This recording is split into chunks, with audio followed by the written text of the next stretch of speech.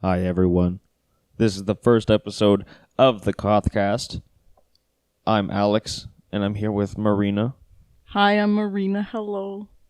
We would like to talk to you about King of the Hill, specifically every episode, for the next however long it takes to get through the entire series. We got the box set. We're ready. We're all set. I can't wait to watch it all over again and live through my Texas. Your days back in Texas? My wannabe Texan lady dreams. We're going to live in Texas with the Hill family. They don't exist, Marina. And by the way, we decided to go with the name KOTH Cast. Marina really wanted KOTH Talk so bad, and she wouldn't let it go.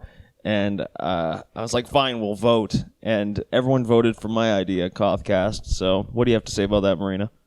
Funny, because it's opposite of what you said. Actually, it was my idea. I said it first. It's on record first before you said anything, so it makes me right. Okay, whatever. So Marina, what did you think about this episode, the first episode of King of the Hill ever?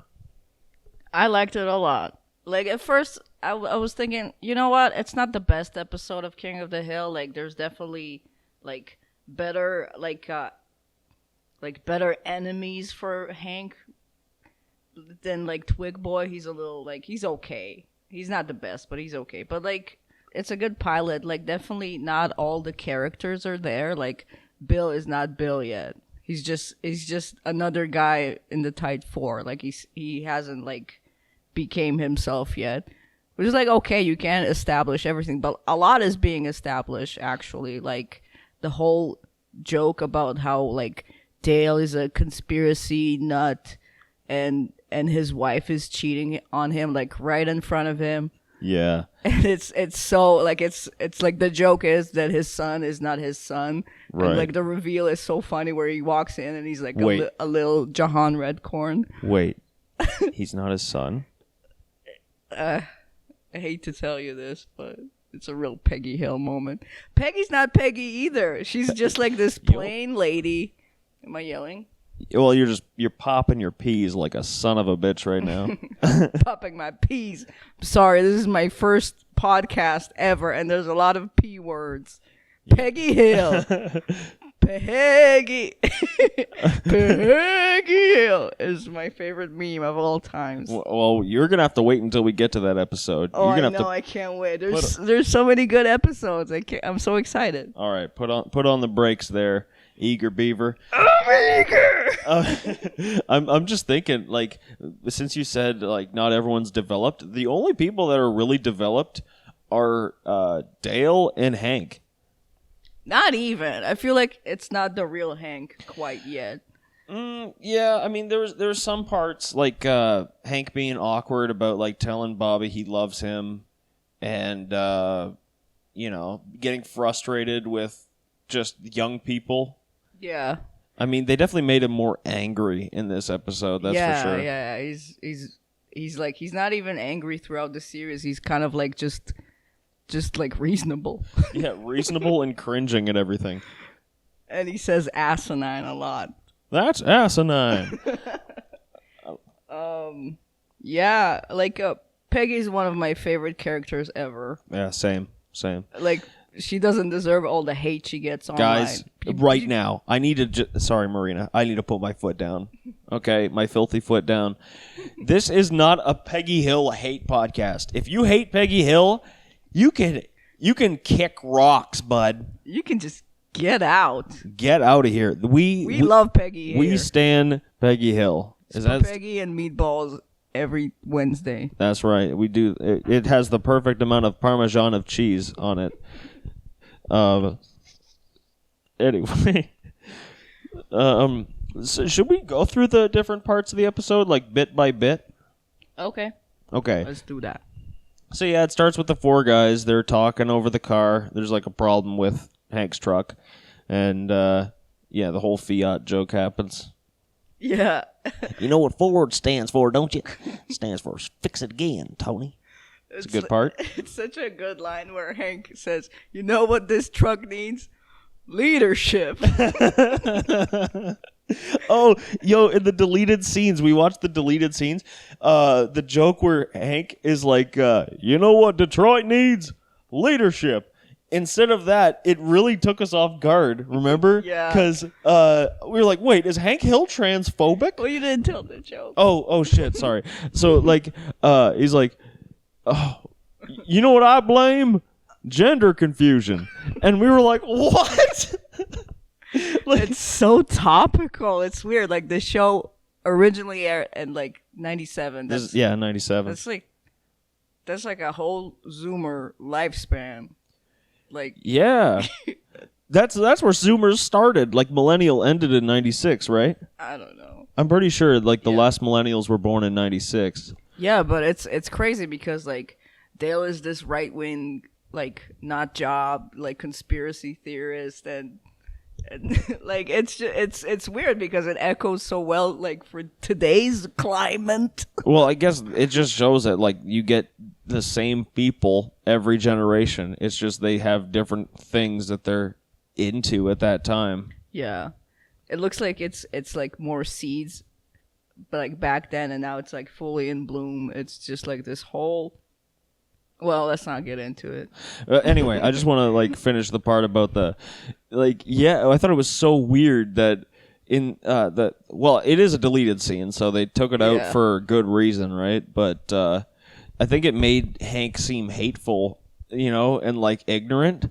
And they mentioned in the commentary, Greg Daniels did, that they didn't want to make Hank so right-wing, so that's why they made Dale so extreme right-wing, to kind of contrast with Hank and show that he's not so, you know, typical or like what you'd expect right off the bat. So that's probably why they cut the gender confusion line. Yeah, I think they didn't want to make him too like political, more just like he's a guy that has like these sets of values, and it's not necessarily like, I don't know, like Republican or anything. He's just that kind of a guy. It's his personality. Yeah. Yeah. It's funny. It is funny. Anyway, so we move on inside. Bobby's in his room. Hank comes in and like he's trying to get Bobby ready for the ball game, and Bobby's listening to some farts. He's literally just listening to prank calls of old ladies being exposed to farts, which is great. And Hank gets mad and he's like, "What that person has is a medical condition." That like that reminds me of my grandmother when she would fart really loud. And whenever I would laugh because I was a small child, she gets angry at me, and because like, you're making fun of me, but I have a condition. You should take away from this, guys. Always laugh at people's conditions. Always laugh at people's medical conditions. That's right. That's right. That's right. Okay. Anyway, so yeah, they drive to the ball game. Inside, they're having an argument of how much effort to give percentage-wise. So I thought that was a pretty good bit. They get there.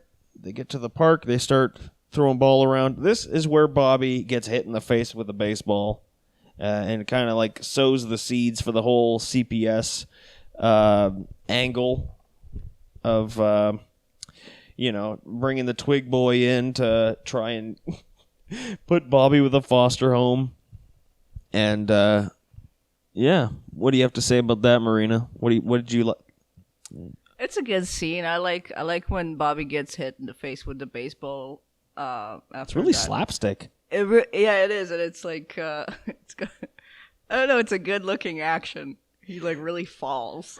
Yeah, he falls hard, but it's weird. So many things in the pilot seem out of place because, I mean, yeah, the style is not like totally defined. Like there's still some. Because the way the Bobby like getting hit in the face with a ball and falling to the ground, it kind of looked like a Simpsons style animation. Like the way he got hit and falls, like very, very cartoonish compared to how the rest of the series actually plays out. That's true. It's usually lot more like naturalistic kind of looking. And Yeah. it did look like, would you, like, if you get hit in the face with a baseball, I don't know, I never played baseball, would it knock you out like that? I mean, it'd probably break your orbital socket based on where it hit him in the... Ouch. Yeah, if it knocks him out like that and like it gets hit in the eye, wouldn't he be like blind or something? In the pilot, they go bold and just blind Bobby. Yeah, and it stays like that. It's canon. He's got one glass eye. Bobby's got an eye patch. Oh, look, Dad, I'm a pirate. Dad.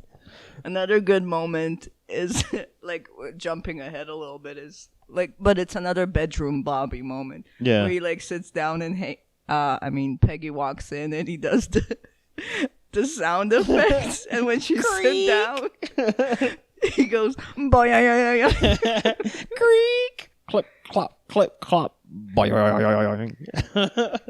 Bobby's voice, like acting, is really really good. It is good. What's her name? Pamela Adlon? Adlon? It's not Adolon, like Adlon. Adlon. She's really good. She's very funny, and her voice is so like distinct and unique. And I could never imagine any other Bobby. Oh, totally. Well, It's like you can't have a different Hank. Like every voice, it's so perfectly them. Yeah. Right? It just fits perfectly. Mm. Okay, so Bobby gets hit in the face with a ball, and the Twig Boy is on the way because nobody can pay. They can't. People can't mind their own business in this town, so they're just spreading rumors. They get CPS called on the Hill family, so Twig Boy comes down and goes to take Bobby away. Moving ahead, Hank is working on his truck with Dale, and Dale is being very unhelpful. He's just kind of spouting conspiracies while Hank is like screaming for some reason. He gets really mad. Bobby's throwing a ball at the wall inside, and Peggy walks in and gets hit in the face with a ball. Everyone's getting balls to the face in this episode. Lots of balls to the face in this episode. I gotta say, more balls to the face than any other King of the Hill episode. You wouldn't think there'd be as many balls to the face in the first episode. Yeah, it's like, relax. One part I didn't get in that sequence is like Dale is holding a flashlight, but it's daytime. Yeah, and like what happens when he like takes away the light for a second and Hank just like, I don't know, shreds his hand through the engine somehow. yeah, like What happened there? And Hank's like, "Give me more light!" And he's like shouting. He's like, "Dale, give me more light!" And then he falls in, and then like the hood falls on him, like he's a fucking buffoon. And Dale just runs away and leaves him. Dale is such a coward. He deserves being cheated on. he deserves the cucking, He deserves the the lifetime cucking. of cucking. Yep.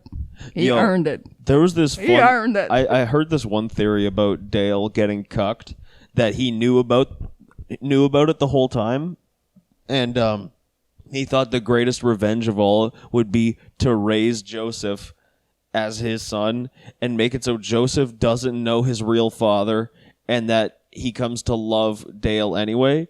Okay, this is jumping way too far ahead, but like John Redcorn, Yeah. like he realizes that his whole life is a fucking... He's just the other guy. John Redcorn is a kind of a tragic figure. He, like, him and Nancy are immoral, but I feel like they're both being punished. Like, Nancy, not so much. She kind of gets whatever she wants, but John is definitely suffering Yeah. as the side piece. I mean, but on top of that, he's not really going out and making his life better, right? Like, because Nancy is obviously never going to leave Dale. Yeah, that's true. So, get your shit together, John Redcorn. Do Jahan. something. Anyway, that's going way too far ahead. That's like that's several seasons ahead. Okay, so the CPS guy, he sees Peggy and Bobby both have black eyes, and Hank is angry. So, a perfect setup for thinking that Hank is an abuser. Hilarious. So, yeah, they're having a conversation. Hank is just screaming at him the entire time. Very, very irritated Hank. Yep. And Which is also kind of out of character. Like, he's not above screaming at somebody that's, like, obviously in the wrong, but I feel like he would kind of hold it together more. You know? yeah. Yeah. I mean, he is being accused of, like, beating his son and wife, so maybe not. Maybe not, actually. Yeah, maybe. I love that the guy, Twig Boy, has the tiniest wrist. And he's got like the littlest hands. And like the first scene that we see him, he has what are they called? Wrist braces? Oh, like fucking carpal tunnel braces. Yeah, on both. Both hands. On both hands, and then he's holding a cup of coffee or his cappuccino clipboard or something at some point. Oh yeah, he's holding it like a bitch. Hands, just little itty bitty hands. Yeah, you just want. I could smoke them little arms. Wait, that's a different episode. Yeah. Look at those little arms. I could smoke those arms. Oh, yeah, that's a cigarette episode. Oh, jeez, Another classic. Yeah. Okay, so so Hank is yelling at this guy. It's revealed for the first time that Hank has a narrow urethra and a low sperm count. This causes Hank to rage more. Yeah, they started they planted that seed of like the narrow urethra.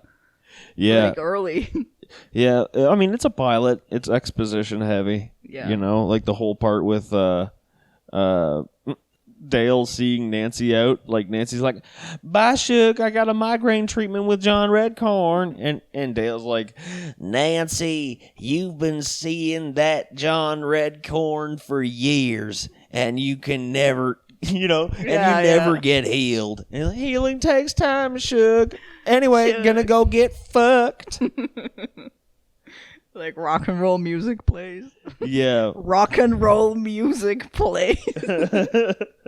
Sexy rock and roll music. So okay. So they talk to CPS while Dale cuts. Oh yeah, Dale cuts. Dale is outside trying to fix the problem that Hank had with his truck before he went inside to talk to CPS, and he ends up cutting Hank's brake line, and the truck just rolls off, and he runs away again. And he's like, "I gotta go. I got some edging to do." Which at first, because we're in the internet age where everyone is more like open with how horny they are, so like edging. Dale's a coomer. Dale's a coomer, guys. Well, at least from this day and age perspective, that line that paints Dale as a coomer. That's for sure. But for sure. But yeah, like they should consider this for the reboot. Like Dale has a pornography addiction. Whoa, Nancy, I'm gonna bust. Okay. You're just not sexy like those girls, like those cam girls. I'm not attracted to you. Nancy. Like, Shook. Oh, Shook, what do you want from me? Could you put on some cat ears? Maybe a butt plug with a tail on it? I'll send you a donation. My Dale is pretty bad. I can't do any of the voices. Yeah. Sorry, guys. Yeah, they're awful. Those are awful voices that you do. Do your best. Can you do Bill? No, I can't do Bill. Let me try. Bill's Bill's my favorite. How's that? Lenore! Oh no, there's no way. I don't have his vocal quality. Okay, let's see here. What? I just have notes. I see, guys. We don't really have a structure to this. We're like, oh, we're going to talk about the synopsis and talk about it piece by piece, but then it makes us want to jump around a lot, so we're just learning that now. We're learning. Thank you for sticking through the first episode as long as you have. But we're going to keep talking here, because we're like halfway, I think. We're just getting started. We're just getting started, baby. Okay. So, yeah, he says he has some edging to do, so Dale's going to run off and go coom. Hank mentions that he sells propane and propane accessories. That marks 2 instances of the word propane in the series so far. We're counting them. We're going to count them. So this is a count of 2 propane. All right? We're just going to see how many are in the series itself. Moving on. Joseph asks Bobby if Hank ever beat him because the CPS guy cannot leave this alone. So he goes down to the neighbor, talks to Dale, and he says, nope, he loves that kid. And then, Joseph goes and he's wondering himself, so he goes and asks Bobby if he's getting beat by Hank, and Bobby says no, and then they start fucking roasting Hank. And Twig Boy, lurking in the shadows, is eavesdropping and thinks that them making fun of Hank is Hank abusing Bobby? Like, whoa, way to be a detective over here. Just overheard something, doesn't even look who said it. Like, it's just edit. Come on, that's too much of a stretch. Yeah, they kind of set him up as like a straw man a little bit, but I guess it's a cartoon. They're gonna exaggerate shit. Basically, every cartoon has a fucking straw man in it. By the way, young Joseph is voiced by the late great Brittany Murphy. Brittany Murphy, we miss you. What a talent. She's still alive. No, she's not. Yes, she is. I know the location of Brittany Murphy. Shut up. It's a tragedy. Another word I can't pronounce. That's okay. Okay, guys. Well, I guess since By the way, Luann's in the episode, and we love Luann. We also stand Luann. We like the girls in King of the Hill. Guys, they don't get enough shine. Guys, you've heard it here first. Women are funny, okay? And you're going to hear a lot of it. Yep, and we're going to insist that it's true every episode. Yeah, so Brittany Murphy, I mean Luann's a great character. Like she's just crying the first time we see. Like no, we see her naked. So hysterical, like. Yeah, she can't hold her shit together to save her life. I love when Hank is trying to comfort her for, like, I don't know, her wig gets destroyed for Beauty Academy. Is it Beauty Academy? Yeah, it's a Beauty Academy. Yeah, and he's like, oh, you'll make a better one. I'll let you use my tools. Like, so sweet. He really trying. And she's like, oh, thanks, Uncle Hank. What a great character. Can't wait to see more. Can't wait to talk about it more. Can't wait for Luann episodes. Luann episode, Bill episodes. Oh, those are my favorite episodes. What are your least favorite episodes? My least favorite? Like characters? I think Khan is my least favorite. Like Khan-based episodes. Khan is kind of just the voice. He's irritating. There's like also I love Cotton's character, but it kind of makes me sad, like how shitty he is. Like it really is. Like kind of takes me out of it that he's like been abusing Hank his whole life. It's so rough. It is pretty rough. But it's kind of like it's an interesting angle to go with, like because a lot of people his age will probably have these like hard lives, you know, since they've been through the war. So it's not like it's rare or like impossible. But it was like more accurate for that time, you know, because you know there would still be those old people that you know weren't. They could still walk around and yell and stuff and like I had my shins blow off in the war type shit. They still exist. I killed 50 Man. Yeah. So anyway, CPS shows up after that whole eavesdropping thing. He gets told to frick off again. So he goes and talks to his boss in Texas there. I guess he has a boss in L.A. and Texas. I didn't understand the logistics of this. Anyway. I think he's in Texas. Yeah, but he came from L.A. Did he? Yeah, because remember the boss during the conversation says, "Where are you from, son?" I thought he just moved to Texas to work for, But he got on a bus. And even Greg Daniels said in the in the end, he got, I don't know. he was going back Might to have L.A. missed then. it. Yep, well, he came from L.A. And Los Angeles. Los Angeles. Anyway, so the boss is like, so did you find any proof? Like, did you talk to the baseball coach? Because he said that he got hit in the face with a baseball, and turns out Twig Boy didn't talk to the baseball coach, so it makes him look like he's stupid and can't do his job right. And I could have told you that because he's fucking lurking behind people's houses.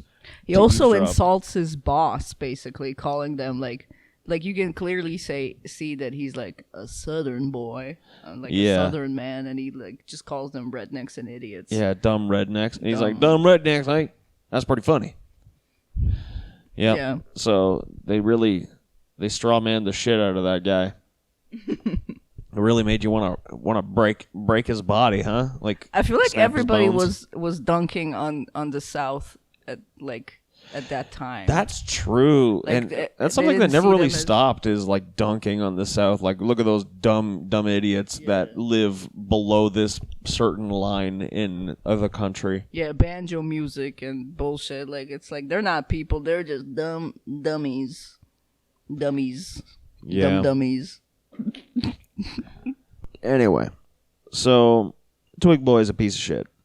What the fuck? I can't read my own writing. Oh, here it is. It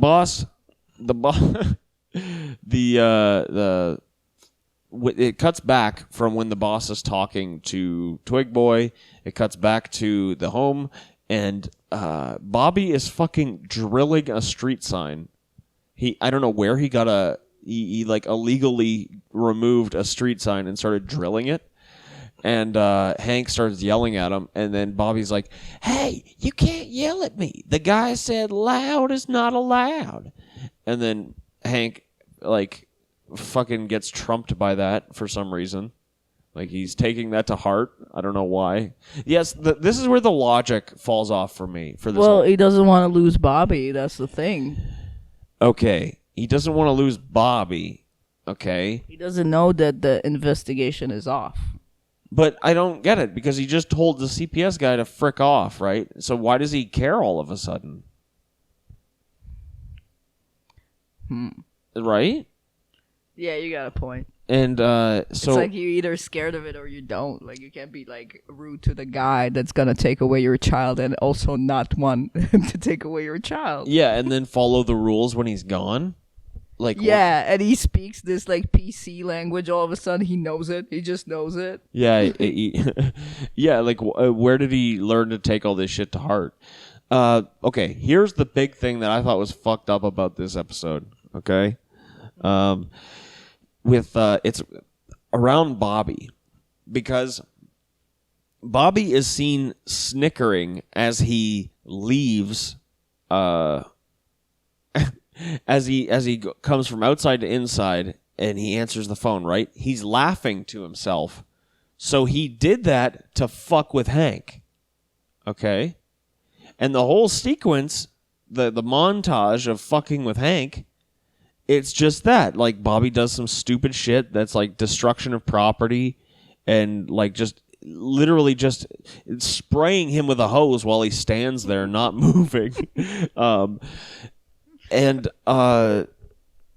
he's like purposefully like doing this because he knows Hank can't retaliate. Okay? And then later on, there's this part where Peggy pulls Bobby aside, and she's talking to him like what are you doing? I just heard from the guy. Yeah, she gets a phone call about the investigation being off, and she's like, so what have you been doing to your dad? I just heard the investigation was pulled off. And he's like, please don't tell Dad. And she's like, why are you doing this? And he's like, because I can mess up and he'd still love me. I was like, what the fuck? What are you talking about? Because he can still love you, you manipulative little shit. Like, why doesn't Bobby get shit for this? Well, I think he's like, I know he should get shit for it for like, like his dad's trying to fix the garage door by drilling through the hole, the crack. That's in Right. But I'm just saying, like, I think it's like he's insecure because he's so different from his dad, and his dad is like this one type of guy, and Bobby is this other type of guy. He's clearly becoming another type of person. but I don't follow the logic of like fucking with your dad and like laughing at him and, you know, being vindictive that way. He's being a little shit, actively trying to be a little shit. And he pulls this sob story about like wanting his dad to love him. I don't know. I think it works. Like It does not work. He's just being like a little mischievous. I don't think he's like crossing the line so much. He's just trying to get a rise out of Hank. It's not about crossing the line. It's about he's lying about his intention. I don't think so. I think Really? that's the root of it. That he's scared that he doesn't love him for who he is.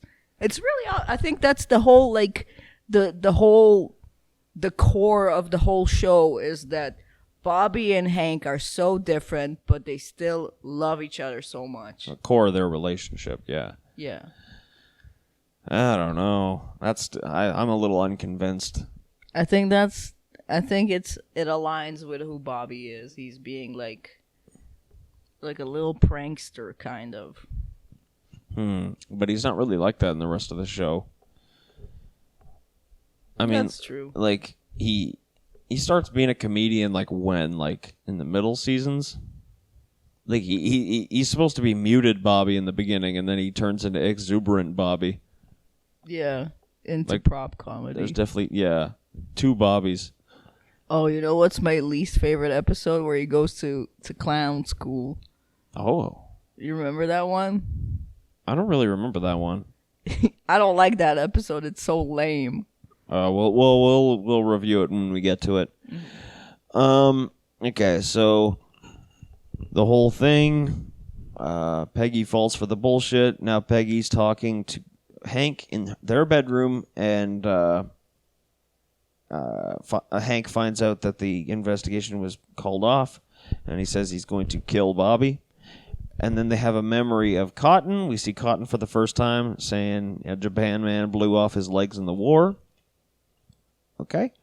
Very nice. And anyway, so Hank goes outside to talk to Bobby. He tells Bobby, or at least struggles to tell Bobby that he loves him, eventually gets it out. And then he starts like air punching at Bobby. And Twig Boy is on the bus driving by, and he thinks that he's seeing abuse. He just can't seem to stop hovering around this family, but he cannot do anything about it because he is on the bus back to Los Angeles. And we never see him again. Good riddance. Hell yeah. So overall, after watching this episode, like, how many times? Like 3 times, 4 times? 3-4 times, yeah. After we watch it all these amount of times, pretty good episode. What would you rate it? Yeah, I'd say it's like a 3.5 out of 5. 3.5 out of 5? It's like 80%. That is 70%. Is it? 80% would be 4 out of 5. True, that's just 75% then. Yeah, I give it that 3.5 out of 7 5. out of 10? Yeah, 7 out of 10. All right, I'm giving it that same thing. I agree with that. My math skills are pretty bad. Yeah, you really showed your colors. Simple calculation. Yeah, you really embarrassed yourself in front of the whole internet. Well, good thing no one's gonna see this. Yeah, well, they can't really see audio now, can they? Shut up. So we're going to have a full-on fist fight after this podcast. It's something we like to do every now and then. We get mad and we make each other's face bloody. It happens. Help. Okay, guys. That was the first episode of the KOTH Cast. So I don't know why you're still listening. I promise it's gonna get better. I think that was fun. Okay, let's fucking hang up. We're done. Bye. All right, bye. Bye.